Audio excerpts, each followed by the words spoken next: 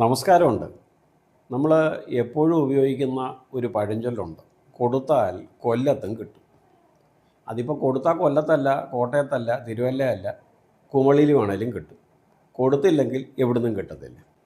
എന്തുകൊണ്ടായിരിക്കും കൊടുത്താൽ കൊല്ലത്തും കിട്ടും എന്ന് പണ്ടുള്ളവർ പറഞ്ഞത്? സാധാരണ രീതി കൊല്ലത്തൊന്നും കിട്ടാൻ സാധ്യതയില്ലായിരിക്കും. നമ്മൾ ആർക്കെങ്കിലും എന്തെങ്കിലുമൊക്കെ കൊടുക്കുന്നവരാണെങ്കിൽ കൊല്ലത്ത് ചെന്നാലും നമുക്ക് കിട്ടും. അപ്പോൾ ബുദ്ധിമുട്ടുള്ളിടത്തും നമുക്ക് എന്തെങ്കിലും കിട്ടുമെന്നുള്ളതായിരിക്കാം ഒരു പക്ഷേ അതിൻ്റെ ധ്വനി എന്ന് തോന്നുന്നു. എന്തായാലും അത് ഉറപ്പില്ല.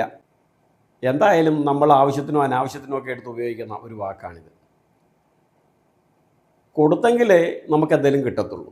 അത് സ്നേഹമാണെങ്കിലും ആദരവാണെങ്കിലും ധനമാണെങ്കിലും എന്താണെങ്കിലും. അത്യാവശ്യത്തിന് എനിക്കൊരു കടം വേണമെന്നുണ്ടെങ്കിൽ ഞാൻ ആർക്കെങ്കിലും അത്യാവശ്യത്തിന് കടം വന്ന് ചോദിച്ചപ്പോൾ കൊടുക്കുന്ന സ്വഭാവമുള്ളവനായിരിക്കണം. മറിച്ച് കൈ കാശ് വെച്ചിട്ട് അത്യാവശ്യത്തിനെടുത്ത വന്ന് ചോദിക്കുമ്പോൾ എൻ്റെ കയ്യിലൊന്നുമില്ല എന്ന് പറഞ്ഞാൽ പിന്നീട് എനിക്കൊരു അത്യാവശ്യം വരുമ്പോൾ എൻ്റെ അയൽക്കാരും എനിക്ക് സഹായിക്കുമെന്ന് ചിന്തിക്കുന്നതേ വിവരദോഷമാണ്. കാരണം എനിക്ക് കൊടുക്കുന്ന ശീലമില്ല, പിന്നെ എങ്ങനെ മറ്റുള്ളവർക്കും അതുണ്ടാവുക? അപ്പോൾ അതുകൊണ്ട് നമ്മൾ മറ്റൊരാളുടെ സഹായം നേടാൻ പ്രാപ്തരാകുന്നത് അല്ലെങ്കിൽ നമ്മളെ പ്രാപ്തനാക്കുന്നത് നമ്മുടെ സഹകരണമാണ്. അപ്പോൾ എന്തിലും ഇത് ബാധകമാണ്. സ്വത്തിനാണെങ്കിലും സമ്പത്തില്ലാത്താണെങ്കിലും സുഖഭോഗങ്ങൾക്കാണെങ്കിലും പിന്നെയോ സുഹൃതത്തിനാണെങ്കിലും എന്തിന് അന്ത്യകാല മരണത്തിന് പോലും ഇത് പ്രാധാന്യമുണ്ട്. പലരും മരിക്കുന്നു, ചിലരിരിക്കുന്ന ഇരിപ്പി മരിക്കും, ചിലർ കിടന്ന് നരകിച്ച് വളരെയേറെ ബുദ്ധിമുട്ട് മരിക്കുന്നു. ചിലർ നരകിക്കുന്നു എന്ന് മാത്രമല്ല അവരുടെ ബന്ധുമിത്രാദികളെ സന്തത പരമ്പരകളെ മുഴുവൻ സങ്കടപ്പെടുത്തുന്നു. ചിലർക്ക് അച്ഛനും അമ്മയും തളർന്നു കിടക്കുന്നത് അല്ലെങ്കിൽ ബന്ധപ്പെട്ടവർ തളർന്നു കിടക്കുന്ന ഒരു ഭാരമായി മാറുന്നു, ഗതികേട് കൊണ്ട് നോക്കുന്ന ചിലരുമുണ്ട്. ഇങ്ങനെ പല രീതിയിലുള്ള സങ്കടക്കയത്തിലൂടെയാണ് മരണം പോലും നമ്മിലേക്ക് എത്തുന്നത്. ശരിക്കും നമ്മുടെ പൂർവികർ നമ്മളോട് പറഞ്ഞു തന്നത് അനായാസേന മരണം വിനാദ ഇന്യന്ന ജീവിതം എന്ന് ജപിക്കാനാണ്. കാരണം ആരുടെയും ഔദാര്യമില്ലാതെ ജീവിക്കുന്നിടത്തോളം കാലം ജീവിക്കുവാനും ആരെയും ബുദ്ധിമുട്ടിക്കാതെ, അത് സ്വന്തം മക്കളാണെങ്കിലും ഭാര്യയാണെങ്കിലും ബന്ധുമിത്രാദികളാണെങ്കിലും ആരാണെങ്കിലും അവരെ ബുദ്ധിമുട്ടിക്കാതെ മരിക്കണം. അതാണ് മഹാഭാഗ്യം. മറിച്ച് എത്ര പ്രിയപ്പെട്ടവരാണെങ്കിലും ഒരാഴ്ച അല്ല ഒരു മാസം അല്ല 2 മാസം കട്ടിലെ തളർന്ന് കിടന്നാൽ കൂടെയുള്ളവർക്ക് അതൊരു ബുദ്ധിമുട്ട് തന്നെ, യാതൊരു സംശയവും ഇല്ല. ആദ്യം ഇല്ല എന്നൊക്കെ പറയുമെങ്കിലും കാലക്രമേണ ആ ബുദ്ധിമുട്ടുണ്ടാവും, നമ്മളാണെങ്കിലും ഉണ്ടാവും. അപ്പോൾ അതുകൊണ്ട് ഭഗവാനെ അത്തരത്തിലുള്ള അവസ്ഥയിലേക്ക് എത്തിക്കരുത്. നമ്മൾ പറഞ്ഞു വന്നത് മരണം പോലും ഒരു ഭാഗ്യമാണ്. സുഖകരമായ മരണം ലഭിക്കുക എന്ന് പറയുന്നത് മഹാഭാഗ്യമാണ്. ഇവിടെ എല്ലാം ഉണ്ടായിരുന്നോ ദശരഥന്? 10 വ്യക്തിയുടെ ബുദ്ധിയും 10 വ്യക്തിയുടെ ശക്തിയും സമസ്ത ലോകങ്ങളും ആദരിച്ചു, എന്തിന് ദേവന്മാർ പോലും ആദരിച്ച വ്യക്തിയായിരുന്നു. പക്ഷേ അന്ത്യകാലത്ത് വെള്ളം കൊടുക്കുവാൻ 4 ആൺമക്കളുണ്ടായിട്ട് ഒന്നുപോലും അരികിലില്ലായിരുന്നു.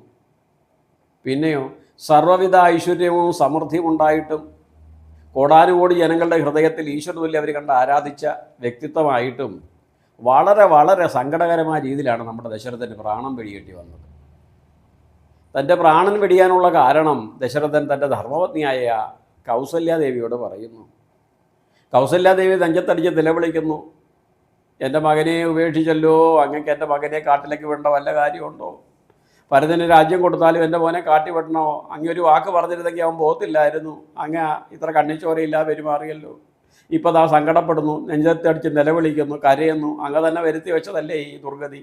പിന്നെ ആരോട് പറയാൻ? അവനവൻ തന്നെ ഓരോന്ന് ബുദ്ധിശൂന്യത കൊണ്ട് വരുത്തി വെക്കും, പിന്നെ അവനവൻ തന്നെ ഇരുന്ന് കരയും. ഇതല്ലേ മനുഷ്യ സ്വഭാവം. നമ്മുടെ സ്വഭാവം അത് തന്നെ. നമ്മുടെ അറിവുകേട് കൊണ്ടോ സാഹചര്യത്തിനോ സന്ദർഭത്തിനോ അനുസരിച്ച് പ്രവർത്തിക്കാനുള്ള വാകതിരിവില്ലായ്മ കൊണ്ടോ ഓരോ ഏടാകൂടങ്ങൾ നമ്മൾ വിടും.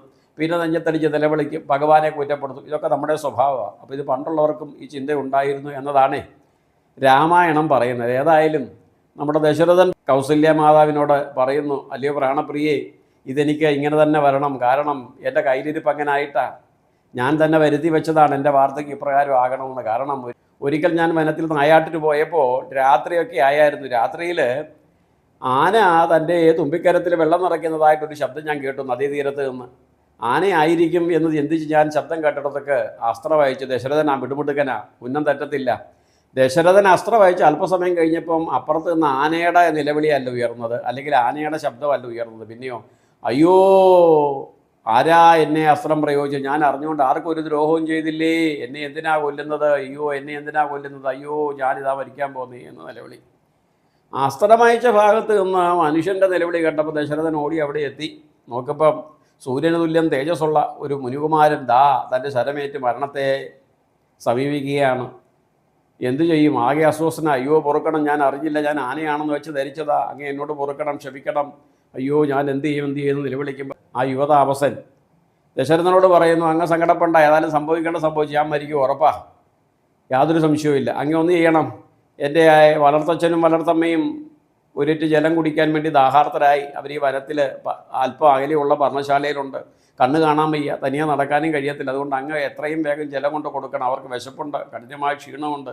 അതുകൊണ്ട് ജലം കൊടുത്തിട്ട് സത്യം അവരോട് പറയണം. അവർ അങ്ങയോട് ക്ഷമിച്ചാൽ നന്നായിരിക്കും. ഇനി എൻ്റെ അച്ഛൻ്റെ കോപം വന്നാൽ അങ്ങയുടെ കാര്യം ഭസ്മമാവും. എന്തായാലും വരാനുള്ളതൊന്നും വഴി തങ്ങത്തില്ല, പോയി ചെന്ന് മേടിച്ചുകൊണ്ടാട്ടെ. ദശരഥൻ അത് കേട്ടപാടെ മുനിപുത്രൻ കാട്ടിയ വഴിയിലൂടെ സഞ്ചരിച്ച് ചെല്ലുമ്പോൾ ഒരു പർണശാലയ്ക്ക് മുമ്പിൽ കരഞ്ഞുകൊണ്ടിരിക്കുന്നു ഒരു വൃദ്ധതാമസനും അദ്ദേഹത്തിൻ്റെ ധർമ്മപത്നിയും. എൻ്റെ മോനെ, നീ എവിടെ പോയടാ? മക്കളെ, നീയല്ലാതെ ആരാടാ?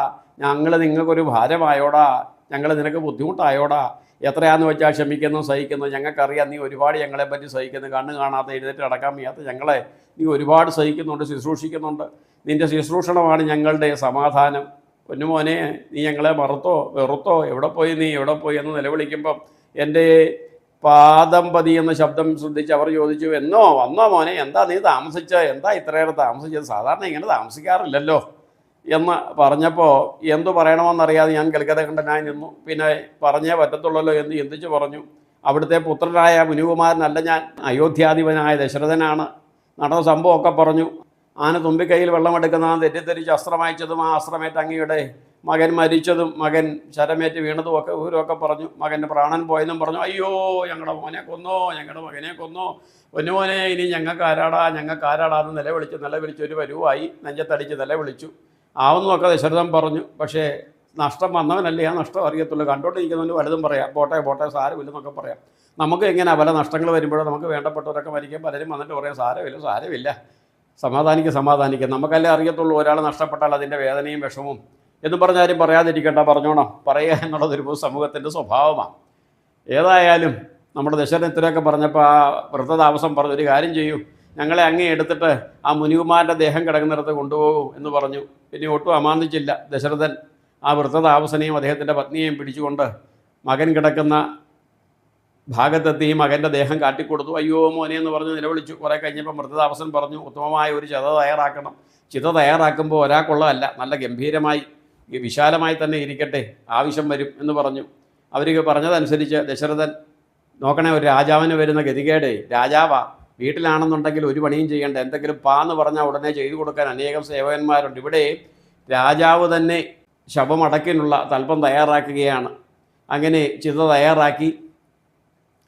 തയ്യാറാക്കി ആ മുനികുമാരൻ്റെ ദേഹത്തെ എടുത്ത് ചിതയിലേക്ക് വെച്ച് തീ കൊടുക്കുമ്പോൾ എന്തു ചെയ്തു? ആ വൃദ്ധതാമസനും അദ്ദേഹത്തിൻ്റെ ധർമ്മപത്നിയും ചിതയിലേക്ക് എടുത്ത് ചാടി തങ്ങളുടെ പ്രാണനെ ത്യജിച്ചു. ചാടുന്ന കൂട്ടത്തിൽ വൃദ്ധതാമസം പറഞ്ഞു, ഞങ്ങൾ സന്തതി നഷ്ടപ്പെട്ട സങ്കടം കൊണ്ടാണ് മരിക്കുന്നത്. അതുകൊണ്ട് ഞങ്ങളെ ഈ സങ്കടത്തിലേക്ക് എത്തിച്ച നിനക്കും അന്ത്യകാലത്ത് ഒരൊറ്റ സന്തതിയുടെ പോലും പരിചരണമില്ലാതെ സന്തതികളെപ്പറ്റി ചിന്തിച്ച് നിൻ്റെയും ജീവൻ വെടിയട്ടെ എന്ന് ശപിച്ചു. എൻ്റെ പ്രാണപ്രിയേ, ആ ഒരു ശാപത്തിൻ്റെ പരിണിത ഫലമാണ് താപസന്മാർ സത്യവാദികളാണ്. അവർ പറഞ്ഞാൽ ഫലിക്കും, യാതൊരു സംശയവുമില്ല. ഈശ്വരനാമം ജപിക്കുന്ന നാവ് കൊണ്ട് ശപിച്ചതാ. അതുകൊണ്ട് എനിക്ക് ഉറപ്പാ എൻ്റെ മരണം ഇങ്ങനെ തന്നെ ആയിരിക്കും. എന്തായാലും ഈശ്വര നിശ്ചയമായി എല്ലാം നേടി, സർവ്വ ഐശ്വര്യം നേടിയെങ്കിലും അന്ത്യകാലത്ത് സന്തതികളുടെ കരങ്ങളാൽ ഒരിറ്റ് ജലം വാങ്ങി കുടിക്കാനുള്ള ഭാഗ്യം ലഭിക്കാതെ പോയതിന് കാരണം ഞാൻ തന്നെ ചെയ്ത മഹാപാപം. ആ വൃദ്ധ താപസ ദമ്പതിമാരെ സങ്കടത്തിലേക്ക് തള്ളിവിടുകയും പിന്നീട് അവരുടെ മരണത്തിന് കാരണമായതിൻ്റെ ഫലമാണ് എനിക്ക് ഈ ഗതി വന്നത്. താൻ അനുഭവിച്ചിടുമെന്നേ വരൂ. സുഹൃതം ചെയ്താൽ സുഹൃതം, മറ്റുള്ളവരെ ചെയ്താൽ സുഹൃതം, മറ്റുള്ളവരെ ആപത്ത് കാലത്ത് സഹായിച്ചാൽ, മറ്റുള്ളവരെ ഐശ്വര്യമുള്ളപ്പോൾ സഹായിച്ചാലും അവരുടെ അവസ്ഥയും തലവും അറിഞ്ഞുകൊണ്ട് തന്നാൽ കഴിയാവുന്ന സേവനങ്ങളും സഹായങ്ങളും ഒക്കെ ചെയ്താൽ, പിന്നെ എനിക്കൊരു ക്ഷയം വരുമ്പോൾ, സങ്കടം വരുമ്പോൾ തീർച്ചയായും ഞാൻ പറയാതെ തന്നെ, വിളിക്കാതെ തന്നെ അവർ വന്ന് എന്നെ സഹായിക്കും. അതുകൊണ്ട് നമ്മളെ ആരെങ്കിലും വിളിക്കാതെ സഹായിക്കണമെന്നുണ്ടെങ്കിൽ, നമുക്കൊരു കഷ്ടപ്പാടും ബുദ്ധിമുട്ടും വരുമ്പോൾ അതറിഞ്ഞ് മറ്റുള്ളവർ നമ്മുടെ അരികിലേക്ക് എത്തി നമ്മളെ സാന്ത്വനപ്പെടുത്തണം, സമാധാനിപ്പിക്കണം, അവരാൽ കഴിയാവുന്ന സഹായം നമുക്ക് ചെയ്യണമെന്ന് ആഗ്രഹിക്കുന്നുണ്ടെങ്കിൽ, നല്ല കാലത്ത് ക്ഷേമമായിട്ടും മിടുക്കനായിട്ടും ഒക്കെ ഇരിക്കുന്ന സമയത്ത് അറിഞ്ഞുകൊണ്ട് ഒരല്ലറയില്ലാത്ത സഹായങ്ങളുമൊക്കെ ആർക്കെങ്കിലും ചെയ്താൽ നമ്മുടെ പൂർവികർ തുടക്കത്തിൽ പറഞ്ഞ ആ വാക്ക് അക്ഷരം പ്രതി സത്യമായി തന്നെ ഫലിക്കാനുള്ള നിമിത്തമായി അത് മാറാം. അതുകൊണ്ട് സുഹൃത്തുക്കളായ എല്ലാ മിത്രങ്ങൾക്കും സർവ്വവിധമായ സൗഭാഗ്യങ്ങളെ നൽകട്ടെ. നിങ്ങളുടെ സഹായത്താൽ സാധുക്കളായിട്ടുള്ളവരുടെ ജീവിതവും ധന്യമാകട്ടെ. അതിലൂടെ നമ്മുടെ ജീവിതവും സുരക്ഷിതമാകട്ടെ. മറ്റൊരു വിഷയവുമായി വീണ്ടും കണ്ടുമുട്ടുന്നതുവരെ പ്രിയമിത്രങ്ങളെ, ഏവർക്കും അമൃതം ഗോപാലകൃഷ്ണൻ എന്ന ഈ എളിയവൻ്റെ ശതകോടി പ്രണാമം.